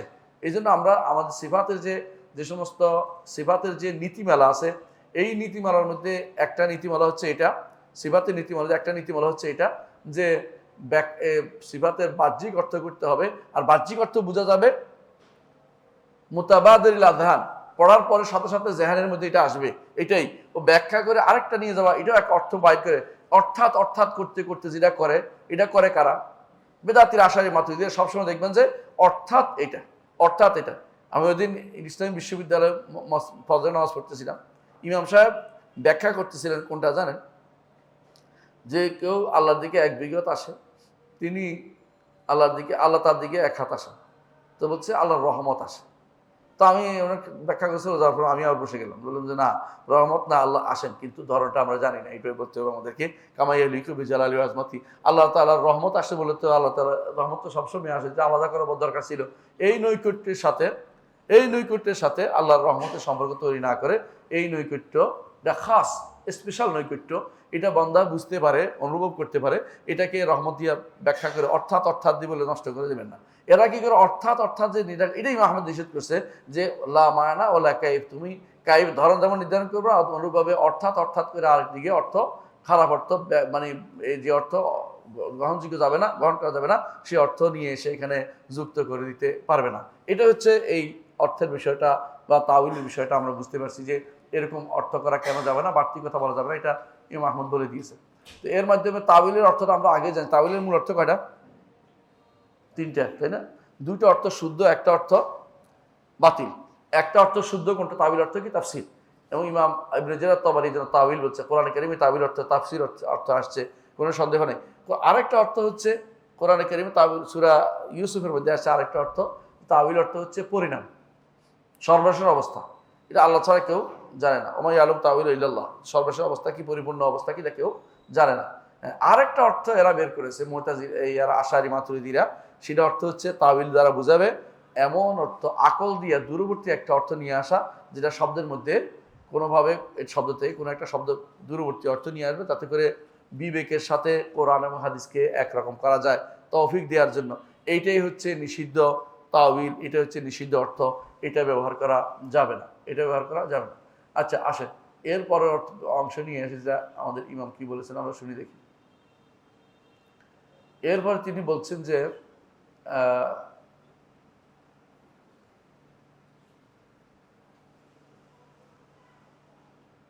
ওয়াল আরশ ওয়াল কুরসি হাক, ওয়াল আরশ ওয়াল কুরসি হাক, এটা আলোচনা আমরা ইতিপূর্বে করেছি। কোথায় করেছি বলেন তো? রুবুবিয়তের আলোচনায় করেছি। এখানে কেন করলাম আনলাম আবার? এখানে আনছি এই জন্য, কারণ আরশ এবং কুরসি, ইস্তেওয়া আল আরশ এটার সাথে সম্পৃক্ত। এই জন্য ইস্তেওয়া আল আরশ এটা একটা সিফাতের বর্ণনার কারণে নিয়ে আসছি, যে আল্লাহ তাআলা আরশের উপর, তিনি আরশের উপর উঠেছেন। এই জন্য এখানে আনছি। ওয়াল কুরসি হক, কুরসির সাথে কেন আলোচনা হবে? কারণ আল্লাহ তাআলা হাশরের দিন কুরসিতে নেমে আসবেন, একটা সহিহ হাদিসে প্রমাণিত আছে, বিচার করার জন্য এই কুরসি নেমে আসবেন। এটাও আমরা ঈমান রাখি, এই কুরসি। এই জন্য এটাকে এখানে নিয়ে আসা হচ্ছে। অথচ আরশ কুরসি আল্লাহর সিফাত না, আরশ কুরসি হচ্ছে আল্লাহর সৃষ্টি, আল্লাহর সৃষ্টি, সিফাত না। এখানে আনছি এই জন্য যে আরশ কুরসির সাথে আল্লাহ তাআলার সিফাতের সম্পৃক্ততা রয়েছে, এই জন্য কথা নিয়ে এসেছি। এর ব্যাখ্যা ইতিপূর্বে আমরা বিস্তারিত করেছি। এরপর আসেন ও মুস্তাগনিন আল আরশ ওয়া মাদুনা, আল্লাহ তাআলা আরশের মুখাপেক্ষী না, এবং আরশ থেকে নিচে যা আছে এগুলির কোনোটারই মুখাপেক্ষী তিনি না। আপনি হয়তো বলতে পারেন, একজন আমাকে বলতেছে আল্লাহ যখন সব ধ্বংস করবে, আরশের ফেরেশতারা ধ্বংস হবে না? আরশের ফেরেশতা ধ্বংস হলে অসুবিধার কথা, উনি হয়তো মাথায় ঢুকছে আরশের ফেরেশতা ধ্বংস হলে তো আরশ পড়ে যাবে না। এই ভুল ধারণার উপর নির্ভর করে তিনি মনে করছেন হয়তো যে আরশের ফেরেশতা বাকি থাকবে, তিনি তো আরশের ফেরেশতা আল্লাহ অত আরশ বহন করে আছে, কিন্তু আল্লাহ তাআলাই তো সবগুলিকে বহন করে বানিয়েছে। এটা আল্লাহর মর্যাদা এবং তার জালাল, জালাল যে তিনি দেখাচ্ছেন যে আমার আরশ আছে। কারণ মহান যিনি শাসক হন, তার একটা কি থাকে, বড় ধরনের কি থাকে, আরশ থাকে। রব্বুল আলামিন তিনি শাসক, সমস্ত শাসকদের শাসক, মালিকুল আমলাক, তিনি হচ্ছে রব্বুল আলামিন। তার আরশ আছে এবং সে আরশের উপরে তিনি আছেন, কিন্তু আরশ বহন করে ফেরেশতারা আছেন, এবং ফেরেশতাদের একজনের কানের লতি থেকে কাঁধ পর্যন্ত 700 বছরের রাস্তা হাদিসে আসছে। তাহলে এই পুরো, এবং 700 বছর কিসের? পাখির, পাখির 700 বছরের রাস্তা, পাখি যে দৌড়াতে দ্রুতগামী পাখির 700 বছরের রাস্তা। এখন যদি কোনো হয়তো বিমানে করে ফেলতেন আপনি, আমরা হাদিসের মধ্যে থাকি, পাখির মধ্যে হাদিস বলছে, হাদিসে পাখির কথা বলেছে, তার মধ্যে থাকি যে 700 বছরের রাস্তা। এইটা হচ্ছে শুধুমাত্র এটুকুর কানের লতি, এবং তার পা কোথায়, মাথা কোথায় আল্লাহ জানে। এটা আল্লাহ তাআলা, এর অর্থ এই নয় যে এরা বহন করে, হ্যাঁ এরা বহন করছে ঠিক আছে, কিন্তু এরা কিসের উপর আছে? আল্লাহ তাআলা এদেরকেও বহন করে বানাইছেন, এই জন্য তারা বহন করে আছে। এই নয় যে তারা চলে গেলে আল্লাহর আরশ পড়ে যাবে, এমন চিন্তা ভাবনা করা ইমানদারের জন্য জায়েজ নাই। কথা বুঝতে পারছেন? এটা মনে রাখতে হবে। ওহুয়া মুস্তাগনিন আন আরশ, তিনি আরশের মুখাপেক্ষী না। অনেকে মনে করে যে আরশের উপর কেন উঠবেন, তো আরশের মুখাপেক্ষী হয়ে যাবেন। কথাটা কি ঠিক? এটা ঠিক না, কারণ উপরে থাকলে মুখাপেক্ষী হওয়া জরুরি আসে না ভাই। আমার মাথার উপরে আসমান আসে, আসমান কি আমার মুখাপেক্ষী? না, আমি আল্লাহর আসমানের মুখাপেক্ষী? কোনোটাই না। উপরে অর্থাৎ কিছু উপরে থাকলে এটা কি করবে না, কোনোদিন মুখাপেক্ষী হওয়া লাজেম আসে না। অথবা নিচে থাকলেই মুখাপেক্ষী হওয়া লাজেম আসে না। কথা বুঝছেন? উপরে নিচে কোথাও মুখাপেক্ষী হওয়া লাজেম আসে না, মানে একটার সাথে একটা। এই জন্য বলছেন অনেকে এই কথাটা বলবেন আরশের উপর থাকলে তো আল্লাহ আরশের মুখে, এটা ভুল কথা, এটা ভুল কথা। আমরা এটা আমরা ভালো করে বুঝি, উপরে থাকার অর্থ বা নিচে থাকলেই নিচেরটা উপরেরটার মুখাপেক্ষী না, বুঝতে পারছে? এবং উপরটা নিচেরটার মুখাপেক্ষী না। এটা হচ্ছে আল্লাহ তাআলা, তিনি এটাকে এইভাবে সেট করেছেন। আল্লাহর লা ইউসালু আম্মা ইয়াফআলু ওয়া হুম ইউসালুন, তিনি যেটা বলবেন তাই এবারে কোনো প্রশ্ন করার অধিকার আমাদের নাই, তাহলে বোঝা গেল যে আল্লাহ তাআলাকে এই তিনি যেভাবে ইচ্ছা সেভাবে এটাকে সাব্যস্ত করেছেন, এবারে আর প্রশ্ন করার অধিকার আমাদের নাই। কারণ যেভাবে ইচ্ছা সেভাবে তিনি একে ফিট করেছেন, জমিন কি বলে আরশকে রাখছেন, এবং জমিনকে নিচে রাখছেন, সৃষ্টিকুলকে সব নিচে রাখছেন, তিনি উপরে। এইটার উপরে আমাদের ঈমান আনতে হবে। এরপরে একটা কথা আছে, এটা খুব দরকার, এটা আলোচনা করতে চাচ্ছি। এটা হচ্ছে তিনি বলেছেন যে সুবহানাল্লাহ, এরপর বলছেন যে মুহীতুম বিকুল্লি শাইইন ওয়া ফাওকাহু, মুহীতুম বিকুল্লি শাইইন ওয়া ফাওকাহু। আজকে এই প্রশ্নটা একজনে প্রশ্ন করেছে যে আল্লাহ তাআলা যে সব দিক থেকে আমাদের ঘিরে আছে, এই ঘিরে থাকা কি উপর থেকে আইলেম এবং কুদরত দিয়ে ঘিরে আছে, নাকি ঘিরে থাকার অর্থ হচ্ছে আমরা যেভাবে কোনো কিছুকে ঘিরে রাখি দায়িত্ব যেন না পারে, পড়ে যেন না যায়, এরকম এরকম অর্থ কিনা? এটা একটা ভুল ধারণা। অবশ্যই তিনি তার ঘেরা কি দিয়ে ঘিরে আছেন? এলম, কুদরত, আল্লাহর এলম এবং কুদরত দিয়ে সব ঘিরে আছেন। এর অর্থ এই নয় যে তিনি সৃষ্টি স্রষ্টার ভিতরে, অথবা স্রষ্টা সৃষ্টির ভিতরে এই জাতীয় কোনো কিছু ঘিরে থাকা যেন কেউ মাথায় না আসে, এটা মনে রাখতে হবে। এজন্য তিনি বলছেন মুহীতুম বিকুল্লি শাই, সব কিছু তিনি পরিবেশন করে আছেন। ওয়াফাও কাহু, আর তিনি সব কিছুর উপরে। খালাস, ইয়ন তহাবি আল্লাহকে কোথায় কোথায় বলছে? সব কিছুর উপরে বলছে। কুল্লি শাই, ফাও কাহু অর্থ ফাও কা কুল্লি শাই। এই অংশের ব্যাখ্যা কেউ করে না। আমি আশ্চর্য হয়েছি, এরা কি করে সব অংশের ব্যাখ্যা করতে চায়। এই অংশের ব্যাখ্যা করলে তাদের মাথা খারাপ হয়ে যায়, কি ফক বলছে তো, উপরে বলছে তো, এটার ব্যাখ্যাটা তাদের মাথা দিতে ঢুকে না। এরা কেউ কেউ কি করে, ওয়ার্ডা ফেলাই দিছে, এখন হয়ে গেছে মুহীতুম বিকুল্লি শাইইন ফাওকাহু। তিনি তার উপরে সব কিছুকে পরিবেশন করে, আল্লাহর উপরে তো কিছু নাই। বুঝে আসছে কথাটা? এখন তারা কি করে, এখন হয়েছে উল্টা কি হয়ে গেছে, কি আল্লাহ তাআলার উপরে আছে কিছু জিনিস, এগুলো তিনি পরিবেশন করেছেন, তাহলে আরো বিপদে পড়ছে। তাহলে আল্লাহ তাআলা নিচে আর সৃষ্টির উপরে বলতে হচ্ছে তাকে, তো আরো বিপদে পড়ছে। যে এখানে কয়টা ফাররা মিনাল মাতার ওয়া ওয়াকাফা তাহতাল মিজাব, বৃষ্টি থেকে ফালাইয়া এসে যেখানে পানি পড়ে এখানে দাঁড়াইছে, বিল্ডিং এর পানি পড়ে আছে না মিজাব, না কি বলে এটাকে, টুলের নিচে দাঁড়াইছে, এরকম অবস্থা হয়েছে। ওরা আল্লাহকে উপরে মানতে রাজি না। এখন যখন কাইটে দিচ্ছে ওয়াওটা, যে অর্থ বদলাবে, বদলাতে যাই দেখে যে অবস্থা আরো ভয়াবহ ধারণ করছে। আল্লাহ এখন হয়ে গেছে আল্লাহর নিচে, সৃষ্টিগুলোর উপরে। কত বড় ভয়াবহ কারণ হয়ে গেছে। অথচ ইমাম আবু হানিফা রাহমাতুল্লাহ আলাইহি বলেছেন যে আল্লাহু তাআলা লা ইউদা মিন আসফাল, আল্লাহ তাআলাকে নিচের দিকে ডাকা যাবে না। কারণ আল্লাহ তাআলা হচ্ছেন যে আর রহমান ওয়া আল্লাহ ইস্তাওয়া, রহমান আরশের উপরে। ইমাম আবু হানিফা তার ফাকুল আকবরের মধ্যে উল্লেখ করেছেন সেটা, কিন্তু ওরা ওইটাকে বলে যে না এটা ঠিক না, এটা একটা ব্যাখ্যা দাঁড় করাইতে হবে, ওটার একটা ব্যাখ্যা দাঁড় করা। সারাদিন শুধু তাওয়িলের মধ্যে থাকে, একটার পর একটা নতুন ব্যাখ্যা দাঁড় করাই দেয়। কিন্তু মনে রাখতে হবে তিনি মুহীতুম বিকুল্লি শাই, সব কিছুকে পরিবেষ্টন করে আছেন কি দিয়ে? বিল ইলমি ওয়াল কুদরা, ইলম এবং কুদরত দিয়ে তার সব কিছু পরিবেষ্টন করে আছে। কোনো কিছু তার সামরা বাসা, তিনি শুনেন, দেখেন, সেখান থেকে সব কিছু দেখছেন আশের উপর থেকে, কিন্তু কোনো কিছু সৃষ্টির ভিতরে নন। তিনি ওয়াফাও কাহু, সমস্ত কিছুর উপরে। তারপর সৃষ্টি কোনো সৃষ্টি তাকে পরিবেষ্টন করতে পারে না, অর্থাৎ সৃষ্টি তাকে কোনো কিছু দিয়ে পরিবর্তন করতে পারে। কোরআন কারিমে আল্লাহ বলছেন ওয়ালা ইউহিতুনা বিশাইইম মিন ইলমি, বুঝছেন তো, কোরআন কারিমে আছে। আবার আল্লাহ তাআলা সবকিছু পরিবেষ্টন করে। আল্লাহ বলছেন ওয়া আহাতা কুল্লু শাইইন ওয়া আহাতা কুল্লু শাই, আল্লাহ তাআলা বলছেন সবকিছুকে তিনি পরিবেষ্টন করে আছেন, কিন্তু সৃষ্টি তাকে কোনোভাবে পরিবেষ্টন করতে পারেন।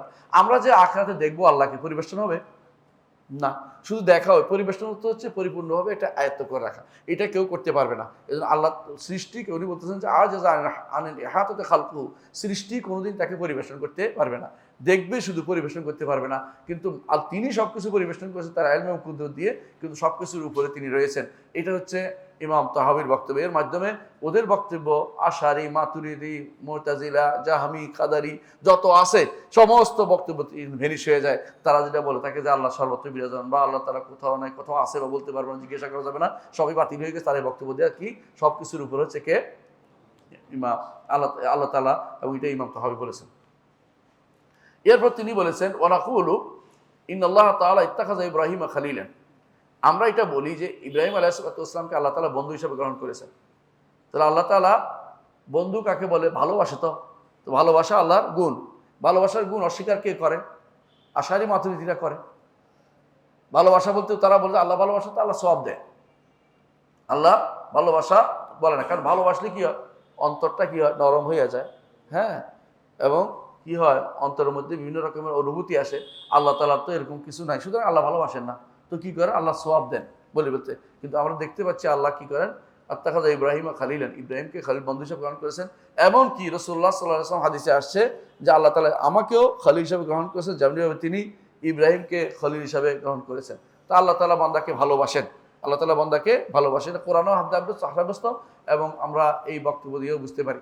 ওয়াকাল্লামু আল্লাহু মুসা তাকলিমা, আল্লাহ তাআলা মুসার সাথে কথা বলেছেন। হ্যাঁ, ঈমানান ওয়া তাসদীকান ওয়া তাসলিমান, এটা ঈমানও রাখি, সত্যায়নও করি এবং এটাকে মেনেও নেই। তিনি এটা বলেছেন। এটা রাখতে হবে কেন? আল্লাহর জন্য যেন সিফাত, আল্লাহর জন্য সিফাত এখতিয়ারিয়া সাব্যস্ত করার জন্য এটা বলতে হচ্ছে। সিফাত এখতিয়ারিয়া, সিফাত ফেলিয়া এখতিয়ারিয়া সাব্যস্ত করার জন্য, যে তিনি কাউকে ভালোবাসেন, কাউকে ঘৃণা করেন। যে ব্যক্তি ইমানদার তাকে তিনি ভালোবাসেন, যে ব্যক্তি গুনাহ করে তাকে তিনি ঘৃণা করেন। এই জন্য এই বক্তব্যটা তিনি এসেছেন। এরপর বলছেন আল্লাহু ইয়াগদাবু ওয়া ইয়ারদা, আল্লাহ সন্তুষ্ট হন এবং রাগান্বিত হন। এইটা বলার কারণে পুরোটাই বাতিল হয়ে গেছে আশারি মাযহাবের বক্তব্য যে ইমাম তাহাবী আমাদের লোক ছিলেন বলতে আর পারবে না, কারণ তাদের নিকট আল্লাহ তাআলা ক্রোধান্বিত হন না। কেন হন না? আল্লাহ তাআলা ক্রোধান্বিত হন বললে তারা মনে করে যে আল্লাহ তো নতুন হয়ে গেল, হাদেস হয়ে গেল, আগে ছিল না এখন হচ্ছে, তো নতুন হয়ে গেল, নতুন সৃষ্টি হতে পারে না। আবার তারা মনে করে ক্রোধান্বিত হওয়ার অর্থ হলো রগ ফুলে যাওয়া, চোখ লাল হয়ে যাওয়া, এটা তো আল্লাহ হইতে পারে না। আর এটা তোমার না, এটা আল্লাহর সাথে সংযুক্ত করছে কেন? আল্লাহটা আল্লাহ যেরকম বলছে সেরকম তিনি রাগ করেন এবং তিনি সন্তুষ্ট হন, এটা বিশ্বাস করতে হবে। এরপর ইমাম তাহাবী বলতেছেন লা কাআহাদিল ওয়ারা, কোনো সৃষ্টির মতো করে তিনি রাগান্বিত হন না, সৃষ্টির মতো করে তিনি ক্রোধান্বিত হন না, সৃষ্টির মতো করে তিনি সন্তুষ্ট হন না। তার সন্তুষ্টির ধরন আমরা জানি না, অর্থ বুঝি, তেমনিভাবে তার ক্রোধান্বিত হওয়ার ধরন জানি না, অর্থ আমরা বুঝি। আমাদের ক্রোধান্বিত হওয়ার ধরন বোঝা যায়, রাগে মুখ থেকে উল্টাপাল্টা কথাবার্তা বলেছে, তাই না? রাগে মানুষ উল্টাপাল্টা কথাবার্তা বললো, ঝগড়া করে, রাগ করে, এবং রাগে মানুষ কাউকে মারামারি শুরু করে দেয়। হ্যাঁ, আল্লাহ তাআলার ক্রোধের ধরন আমরা বলতে পারবো না, তিনি ক্রোধান্বিত হন বলছেন সেটা বিশ্বাস করেন। এবং হাদিসে আসে রাসূলুল্লাহ সাল্লাল্লাহু আলাইহি ওয়াসাল্লাম বলেছেন, হাশরের মাঠে আল্লাহ তাআলা, হ্যাঁ, যখন মানুষ যাবে কার কাছে? আদমের কাছে, যা আমাদের জন্য সুপারিশ করেন, বিচারের জন্য ফয়সালা করে দেন। কি বলবেন আদম? আল্লাহ তাআলা আজকে এমন রাগ হয়েছেন যে রাগে তিনি আগে কোনোদিন হন নাই আর পরেও কোনোদিন হবেন বলে আমি মনে করছি না। সুতরাং আমি পারবো না সুপারিশ করতে, তোমরা নূহের কাছে যাও। এইভাবে আমরা ঘুরতে থাকবো, বুঝে না কথাটা? শেষে আমরা কার কাছে যাবো? মুহাম্মদ রাসূলুল্লাহ সাল্লাল্লাহু আলাইহি ওয়াসাল্লামের কাছে যাবো। তিনি তখন সুপারিশের জন্য বললেন আনা লাহা, আমি এই সুপারিশের জন্য আছি। তিনি তখন এই সুপারিশের জন্য তিনি আরশের নিচে গিয়ে সিজদা পড়ে যাবেন, আল্লাহর অনুমতি নিয়ে তারপর তিনি সুপারিশ করবেন যে মানুষের মধ্যে ফয়সালা করে দেন। তো বোঝা যাচ্ছে হাশরের দিনও তিনি ক্রোধান্বিত হবেন। এরা বলতেছে না, ক্রোধান্বিত শব্দটা আল্লাহর জন্য সাব্যস্ত করা যাবে না, সন্তুষ্ট হওয়া সাব্যস্ত করা যাবে না, কারণ তাদের নিকট আল্লাহ তাআলার এই গুণগুলো সিফাত ফেলিয়া ইখতিয়ারিয়া যখন ইচ্ছা তখন যে কিছু করেন এটা তারা মেনে নিতে পারে না। আরেকটি হচ্ছে, আর এরপরে তিনি বলেছেন, ইমাম তাহাবী বলতেছেন ওয়ায়ামলিকু কুল্লা শাই ওয়ালা ইয়ামলিকু শাই, তিনি সব কিছুর মালিক, কেউ তাকে তার মালিকানা দাবি করতে পারে না, কোনো কিছু তার মালিকানা দাবি করতে পারে না। ওয়ালা গিনা আনিল্লাহি তাআলা তারফাত আইন, আল্লাহ থেকে ক্ষণিকের জন্য আমরা বিমুখ হতে পারবো না, কিন্তু বান্দার প্রতি তিনি মুখাপেক্ষী না, কিন্তু আমরা তার মুখাপেক্ষী। ওমান ইস্তাগনা আনিল্লাহি তারফাত আইন, যে কেউ আল্লাহ থেকে ক্ষণিকের জন্য মুখাপেক্ষী হবে, ফাকাদ কাফারা, এবং সে কাফের হয়ে যাবে, ওয়াসারা মিন আহলিল হাইন, এবং ধ্বংসপ্রাপ্তদের অন্তর্ভুক্ত হয়ে যাবে। এর অর্থ হচ্ছে আল্লাহ তাআলার প্রতি আমরা মুখাপেক্ষী, আল্লাহ তাআলা আমাদের মুখাপেক্ষী না। আল্লাহ তাআলার প্রতি থেকে 1 মিনিটের জন্য যদি কেউ বিমুখ হয় তাহলে তার ধ্বংস অনিবার্য হয়ে যাবে। এই জন্য দোয়াটা আছে, ইয়া হাইয়্যা কাইয়্যুম বিরহমাতিকা আস্তাগীথ আসলিহ লি শা'নি কুল্লাহ ওয়া লা তাকিলনি ইলা নাফসি তারফাত আইন, ক্ষণিকের জন্য, 1 মুহূর্তের জন্য আমাকে নিজের কাছে সমর্পণ করবেন না। ওই মুহূর্তে হতে পারে আপনি কুফরি করে ফেলছেন, ধ্বংস। ওই মুহূর্তে হতে পারে এমন কোনো কাজ করে ফেলছেন যা আখিরাতে আপনার বরবাদ হয়ে গেছে। এই জন্য ক্ষণিকের জন্য নিজের কাছে নিজেকে সমর্পণ করে যাবে না। আল্লাহ থেকে আমি কখনো অমুখাপেক্ষী নেই। এই জন্য মৃত্যুর আগ পর্যন্ত ইবাদত করে যেতে হবে, কারণ আল্লাহর ইবাদত করে আল্লাহর সন্তুষ্টি বিধানের চেষ্টা চালিয়ে যেতে হবে। এবং সর্বশেষ আমরা এটা বলবো, যেটা ইমাম তাহাবী বলেছেন আসমা সিফাতের ব্যাপারে, ওয়া নাকুলু আল্লাহু আ'লাম, আমরা বলবো আল্লাহই সবচেয়ে ভালো জানেন, ফি মাশতাবা আলাইনা ইলমু, যেটা বুঝতে পারি না আল্লাহ ভালো জানেন। এটা বলবো বিশেষ করে কোন জায়গাতে? ধরনের জায়গাতে, কারণ সব কিছু ইস্তেবা হয় না, সব অর্থ আমরা জানি। ইস্তেবা শব্দের অর্থ সব জায়গায় করছি, সুতরাং এখানে এসে ইস্তেবাক বলতে পারবো না। যেগুলি অর্থ জানি না সেগুলির ব্যাপারে আমরা বলবো কি? আল্লাহু আ'লাম, আল্লাহ বেশি জানেন। এটা শুধুমাত্র নিয়ম, যে যেখানে আমরা জানি আল্লাহ বেশি জানেন বলবো, কিন্তু যেগুলো অর্থ জানে এগুলি আল্লাহ জানে করে রেখে দিলে এটা আরেকটা কি নাম? তাফউইদ হবে।